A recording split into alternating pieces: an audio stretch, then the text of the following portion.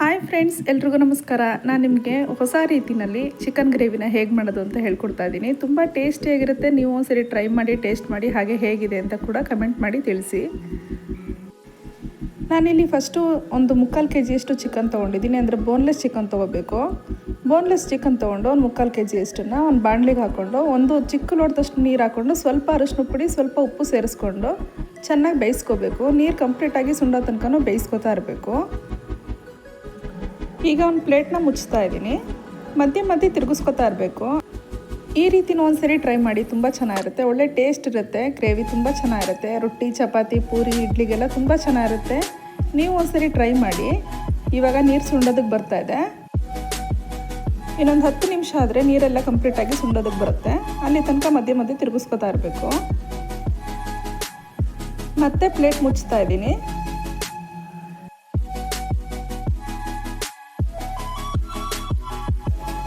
ಸಾಕು ನೋಡಿ, ಇವಾಗ ನೀರೆಲ್ಲ ಕಂಪ್ಲೀಟಾಗಿ ಸುಂಡಿದೆ. ಈ ರೀತಿ ಆಗೋ ತನಕ ಚೆನ್ನಾಗಿ ಬೇಯಿಸ್ಕೋಬೇಕು. ಮತ್ತು ಮಧ್ಯೆ ಒಂದ್ಸರಿ ತಿರುಗಿಸ್ಕೊಂಡು ಒಂದು 10 ನಿಮಿಷ ತಣ್ಣಗಾಗೋದಕ್ಕೆ ಬಿಡಬೇಕು. ತುಂಬ ಬಿಸಿ ಇರುತ್ತೆ, ಬಿಡಿಸೋದಕ್ಕಾಗಲ್ಲ. ಹಾಗಾಗಿ ಒಂದು 10 ನಿಮಿಷ ಚೆನ್ನಾಗಿ ತಣ್ಣಗಾಗಿದ್ರೆ ನೀಟಾಗಿ ಬಿಡಿಸ್ಕೋಬೋದು. ನೋಡಿ, ಇವಾಗ ತಣ್ಣಗಾಗಿ ಈ ರೀತಿ ಬಿಡಿಸ್ಕೋಬೇಕು. ತಣ್ಣಗಾದರೆ ಬಿಡಿಸ್ಕೊಳಕ್ಕಾಗುತ್ತೆ, ಇಲ್ಲ ಅಂತಂದರೆ ಬಿಸಿ ಬಿಸಿ ಇದ್ದರೆ ಕೈಯೆಲ್ಲ ಸುಡುತ್ತೆ. ಹಾಗಾಗಿ ತಣ್ಣಗಾಗೋ ತನಕ ಬಿಡಬೇಕು. ನೋಡಿ, ನೀಟಾಗಿ ಸಣ್ಣ ಸಣ್ಣದಾಗೇ ಬಿಡಿಸ್ಕೋಬೇಕು. ಎಲ್ಲನೂ ಇದೇ ರೀತಿ ಬಿಡಿಸ್ಕೊತಾ ಇರಬೇಕು. ತುಂಬ ಚೆನ್ನಾಗಿರುತ್ತೆ. ನೀವು ಒಂದ್ಸರಿ ಟ್ರೈ ಮಾಡಿ ನೋಡಿ ಎಷ್ಟು ನೀಟಾಗಿ ಬರ್ತಾ ಇದೆ ಅಂತ. ಚಿಕನ್ನ ಈ ಲೆವೆಲ್ಗೆ ಬೇಯಿಸ್ಕೊಂಡ್ರೆ ತುಂಬ ಚೆನ್ನಾಗಿರುತ್ತೆ. ಬೋನ್ಲೆಸ್ ಚಿಕನ್ನೇ ತೊಗೋಬೇಕು, ಅವಾಗ ತುಂಬ ಚೆನ್ನಾಗಿರುತ್ತೆ. ಮೂಳೆ ಥರದ್ದಿರೋದನ್ನು ತೊಗೋಬಾರ್ದು. ಫುಲ್ಲು ಬೋನ್ಲೆಸ್ ತೊಗೊಂಡ್ರೆ ಚೆನ್ನಾಗಿರುತ್ತೆ.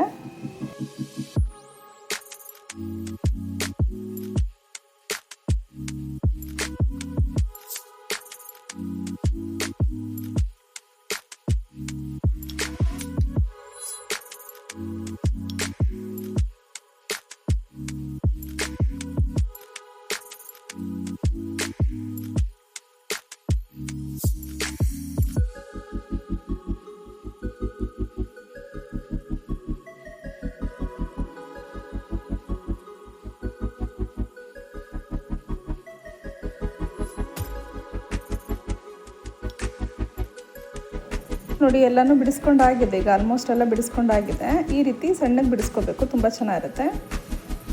ಸಾಕು, ಇವಾಗ ಇದಾಗಿದೆ.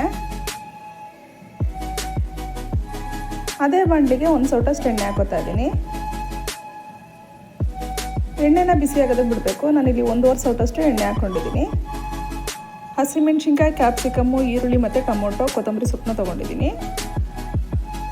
ಒಂದು 5 ಹಸಿಮೆಣ್ಸಿನ್ಕಾಯಿನ ಹೆಚ್ಚಿಟ್ಕೊಂಡಿದ್ದೀನಿ. ಹಾಗೆ ಒಂದು ದಪ್ಪ ಸೈಜಲ್ಲಿ ಈರುಳ್ಳಿನ ಸಣ್ಣಕ್ಕೆ ಹೆಚ್ಚಿಟ್ಕೊಂಡಿದ್ದೀನಿ.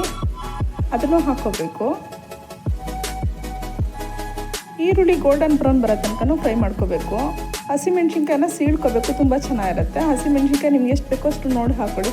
ನಾನು ಸ್ವಲ್ಪ ಖಾರನ ಜಾಸ್ತಿನೇ ಹಾಕೋತಾ ಇದ್ದೀನಿ. ಹಾಗೆ ಒಂದು ಜಾರ್ಗೆ ಒಂದು ಅರ್ಧ ಈರುಳ್ಳಿ ಅಷ್ಟು ಹಾಕ್ಕೊಂಡಿದ್ದೀನಿ. ಒಂದು ಅರ್ಧದಷ್ಟು ಟೊಮೊಟೊ ಹಾಕ್ಕೊಂಡಿದ್ದೀನಿ. ಒಂದು 2 ಹಿಡಿಯಷ್ಟು ನಾನು ತೆಂಗಿನಕಾಯಿನ ಹೆಚ್ಚಿಟ್ಕೊಂಡಿದ್ದೀನಿ. ಇದನ್ನು ನೀರು ಹಾಕ್ಕೊಂಡು ಸಣ್ಣಕ್ಕೆ ರುಬ್ಕೋಬೇಕು. ಈರುಳ್ಳಿನ ಫ್ರೈ ಆಗೋ ಅಷ್ಟರಲ್ಲಿ ನಾನು ಮಸಾಲೆನ ರುಬ್ಕೋತಾ ಇದ್ದೀನಿ. ಸಣ್ಣಕ್ಕೆ ರುಬ್ಕೊಂಡಷ್ಟು ತುಂಬ ಚೆನ್ನಾಗಿರುತ್ತೆ. ನೋಡಿ, ಸಾಕು. ಈರುಳ್ಳಿ ಹೆಚ್ಚು ಕಮ್ಮಿ ಗೋಲ್ಡನ್ ಬ್ರೌನ್ ಬಂದಿದೆ. ನಾನು ಸ್ವಲ್ಪ ಫ್ರೈ ಮಾಡಿಕೊಂಡ್ರೆ ಸಾಕು. ನೋಡಿ, ಮಸಾಲೆನೂ ರೆಡಿ ಆಯಿತು. ಈಗ 1 ಸ್ಪೂನಷ್ಟು ಶುಂಠಿ ಬೆಳ್ಳುಳ್ಳಿ ಪೇಸ್ಟ್ ಹಾಕೋತಾ ಇದ್ದೀನಿ. ಶುಂಠಿ ಬೆಳ್ಳುಳ್ಳಿ ಪೇಸ್ಟ್ ಹಾಕೊಳ್ಳೋದ್ರಿಂದ ತುಂಬ ಚೆನ್ನಾಗಿರುತ್ತೆ. ಸ್ವಲ್ಪ ಹಸಿ ವಾಸನೆ ಹೋಗೋ ತನಕ ಫ್ರೈ ಮಾಡ್ಕೋತಾ ಇರಬೇಕು. ಎಣ್ಣೆಯಲ್ಲಿ ಎಷ್ಟು ಫ್ರೈ ಮಾಡ್ಕೋತೀವೋ ಅಷ್ಟು ತುಂಬ ಚೆನ್ನಾಗಿರುತ್ತೆ. ಒಳ್ಳೆ ಫ್ಲೇವರ್ ಇರುತ್ತೆ, ಹಾಗೆ ಒಳ್ಳೆ ಗಮನ ಕೂಡ ಇರುತ್ತೆ. ಒಂದು ಟೊಮೊಟೊ ತೊಗೊಂಡಿದ್ದೀನಿ. ದಪ್ಪ ಸೈಜಲ್ಲಿ ಒಂದು ಟೊಮೊಟೊ ತೊಗೊಂಡು ಸಣ್ಣದಾಗಿ ಹೆಚ್ಚಿಟ್ಕೊಂಡಿದ್ದೀನಿ. ಟೊಮೊಟೊ ಕೂಡ ಮೆತ್ತಗಾಗೋ ತನಕ ಚೆನ್ನಾಗಿ ಫ್ರೈ ಮಾಡ್ಕೋಬೇಕು. ಎಣ್ಣೆಯಲ್ಲಿ ನೀಟಾಗಿ ಫ್ರೈ ಮಾಡ್ಕೊಂಡಷ್ಟು ತುಂಬ ಚೆನ್ನಾಗಿರುತ್ತೆ. ಟೊಮೊಟೊನ ಮೆತ್ತಗಾಗೋ ತನಕ ಫ್ರೈ ಮಾಡ್ಕೋತಾ ಇರಬೇಕು. ಹಾಗೆ ನಾನಿಲ್ಲಿ ಒಂದು 1/4 kg ಹಸಿ ಬಟಾಣಿನ ಬಿಡಿಸಿಟ್ಕೊಂಡಿದ್ದೀನಿ. ಹಸಿ ಬಟಾಣಿ ಹಾಕೊಳ್ಳೋದ್ರಿಂದ ಒಳ್ಳೆ ಟೇಸ್ಟ್ ಇರುತ್ತೆ. ತಿನ್ನೋದಕ್ಕೆ ತುಂಬ ಚೆನ್ನಾಗಿರುತ್ತೆ. ಜ್ಯೂಸಿ ಥರ ತುಂಬ ಚೆನ್ನಾಗಿರುತ್ತೆ. ಅದರಲ್ಲೂ ಗ್ರೇವಿಗಳಿಗೆ ಹಸಿ ಬಟಾಣಿ ಹಾಕೊಳ್ಳೋದ್ರಿಂದ ಒಳ್ಳೆ ಕಾಂಬಿನೇಷನು ತುಂಬ ಚೆನ್ನಾಗಿರುತ್ತೆ. ಸ್ವಲ್ಪ ಹಸಿ ವಾಸನೆ ಹೋಗೋ ತನಕ ಫ್ರೈ ಮಾಡ್ಕೋಬೇಕು. 1-2 ಸ್ಪೂನಷ್ಟು ಕಸೂರಿ ಮೇಥಿ ತೊಗೊಂಡಿದ್ದೀನಿ. ಕಸೂರಿ ಮೇಥಿನ ಸ್ವಲ್ಪ ಉಜ್ಜಿ ಹಾಕ್ಕೊಂಡ್ರೆ ಫ್ಲೇವರ್ ತುಂಬ ಚೆನ್ನಾಗಿರುತ್ತೆ. ಒಳ್ಳೆ ಟೇಸ್ಟ್ ಕೂಡ ಕೊಡುತ್ತೆ. ಮಿಕ್ಸ್ ಮಾಡ್ಕೋಬೇಕು. 1-2 ನಿಮಿಷ ಹಾಗೆಯೇ ಹಸಿ ವಾಸನೆ ಹೋಗೋ ತನಕ ಫ್ರೈ ಮಾಡ್ಕೋಬೇಕು. ಸಾಕು ಇಷ್ಟು ಫ್ರೈ ಮಾಡಿಕೊಂಡ್ರೆ ಇವಾಗ ಅಚ್ಕಾರದ ಪುಡಿ ಹಾಕೋತಾ ಇದ್ದೀನಿ. ನಾನಿಲ್ಲಿ ಮನೆಯಲ್ಲೇ ಮಾಡಿರೋಂಥ ಅಚ್ಕಾರದ ಪುಡಿ ಹಾಕೋತಾ ಇದ್ದೀನಿ. ಹೋಮ್ ಮೇಡ್ ಪುಡಿಗಳಾದರೆ ತುಂಬ ಚೆನ್ನಾಗಿರುತ್ತೆ, ಒಳ್ಳೆ ಟೇಸ್ಟ್ ಇರುತ್ತೆ. ಅಂಗಡಿ ಪುಡಿಗಳಾದರೆ ಅಷ್ಟು ಚೆನ್ನಾಗಿ ಬರೋಲ್ಲ, ಸ್ವಲ್ಪ ಹಸಿ ವಾಸನೆ ಥರ ಇರುತ್ತೆ. ಹಾಗೆಯೇ ಧನಿಯಾ ಪುಡಿ ಹಾಕೋತಾ ಇದ್ದೀನಿ, 1.5 ಸ್ಪೂನಷ್ಟು ಧನಿಯಾ ಪುಡಿ ಹಾಕೋತಾ ಇದ್ದೀನಿ. ಖಾರನ ನಿಮ್ಗೆ ಎಷ್ಟು ಬೇಕಷ್ಟು ನೋಡಿ ಹಾಕೊಳ್ಳಿ, ನಾನು ಸ್ವಲ್ಪ ಜಾಸ್ತಿನೇ ಹಾಕ್ಕೊಂಡಿದ್ದೀನಿ. ಅರಿಶಿನ ಪುಡಿ 1/4 ಸ್ಪೂನಷ್ಟು ಹಾಕ್ಕೊಂಡಿದ್ದೀನಿ.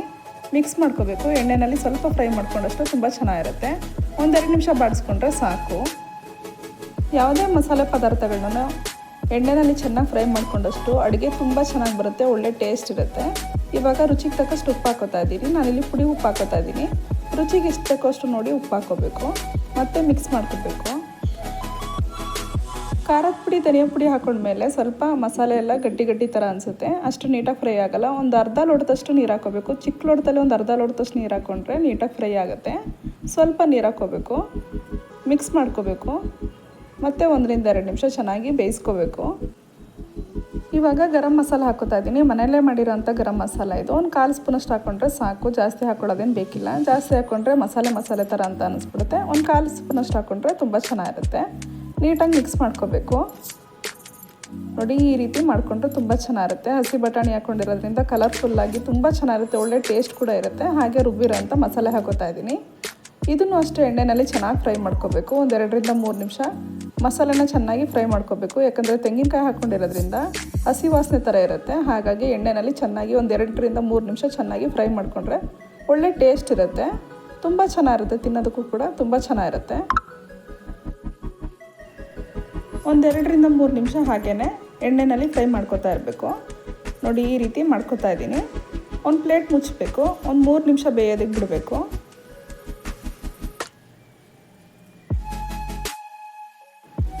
ಎಣ್ಣೆಯಲ್ಲಿ ಮಸಾಲೆ ಚೆನ್ನಾಗಿ ಬೆಂದಿದೆ, ಸಾಕು. ಇಷ್ಟ ಆದರೆ ಮತ್ತೆ ಮಿಕ್ಸ್ ಮಾಡ್ಕೋಬೇಕು. ಎಣ್ಣೆಯಲ್ಲಿ ಮಸಾಲೆಗಳನ್ನ ಚೆನ್ನಾಗಿ ಫ್ರೈ ಮಾಡ್ಕೊಂಡಷ್ಟು ಒಳ್ಳೆ ಟೇಸ್ಟ್ ಇರುತ್ತೆ.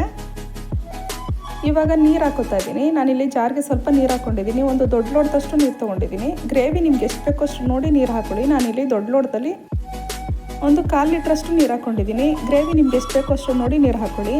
ನಾವಿಲ್ಲಿ ಫಸ್ಟೇ ಬಟಾಣಿನ ಬೇಯಿಸ್ಕೊಂಡಿಲ್ಲ, ಹಾಗಾಗಿ ಇದೇ ಮಸಾಲೆನಲ್ಲಿ ಬಟಾಣಿನ ಚೆನ್ನಾಗಿ ಬೇಯಿಸ್ಕೋಬೇಕು. ಒಂದು 10 ನಿಮಿಷ ಬೇಯಿಸ್ಕೊಂಡ್ರೆ ಸಾಕು. ಇವಾಗ ಒಂದು ಪ್ಲೇಟ್ನ ಮುಚ್ತಾ ಇದ್ದೀನಿ. ಒಂದು 10 ನಿಮಿಷ ಬೇಯೋದಕ್ಕೆ ಬಿಡ್ತಾ ಇದ್ದೀನಿ.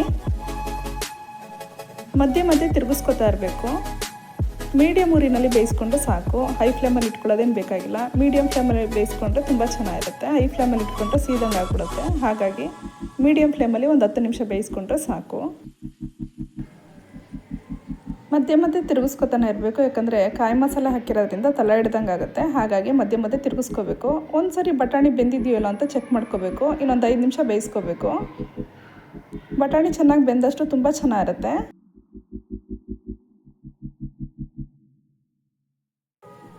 ಸಾಕು, ಇವಾಗ ನೀಟಾಗಿ ಬೆಂದಿದೆ. ಬಟಾಣಿ ಎಲ್ಲ ಚೆನ್ನಾಗಿ ಬೇಯಿಸ್ಕೊಂಡಾಗಿದೆ. ಬಿಡಿಸಿಟ್ಕೊಂಡಿರೋಂಥ ಚಿಕನ್ ಹಾಕೋತಾ ಇದ್ದೀನಿ. ಚಿಕನ್ ಹಾಕ್ಕೊಂಡು ಒಂದು 10 ನಿಮಿಷ ಬೇಯೋದಕ್ಕೆ ಬಿಡಬೇಕು. ಯಾಕಂದರೆ ಚಿಕನ್ಗೆ ಉಪ್ಪು, ಹುಳಿ, ಖಾರ, ಮಸಾಲೆ ಎಲ್ಲ ಚೆನ್ನಾಗಿ ಹಿಡಿಬೇಕು. ಅಲ್ಲಿ ತನಕನೂ ಒಂದು 10 ನಿಮಿಷ ಚೆನ್ನಾಗಿ ಬೇಯಿಸ್ಕೊಂಡ್ರೆ ಒಳ್ಳೆ ಟೇಸ್ಟ್ ಇರುತ್ತೆ.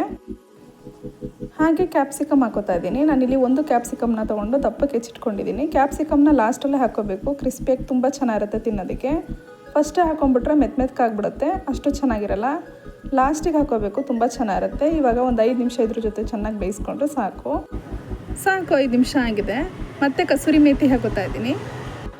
ಫಸ್ಟು 1-2 ಸ್ಪೂನಷ್ಟು ಹಾಕ್ಕೊಂಡಿದ್ದೆ. ಈಗ ಪುನಃ 1-2 ಸ್ಪೂನಷ್ಟು ಕಸೂರಿ ಮೇಥಿನ ಉಜ್ಜಿ ಹಾಕೋತಾ ಇದ್ದೀನಿ. ತುಂಬ ಚೆನ್ನಾಗಿರುತ್ತೆ, ಒಳ್ಳೆ ಟೇಸ್ಟ್ ಇರುತ್ತೆ. ಫ್ಲೇವರ್ ಕೂಡ ತುಂಬ ಚೆನ್ನಾಗಿರುತ್ತೆ.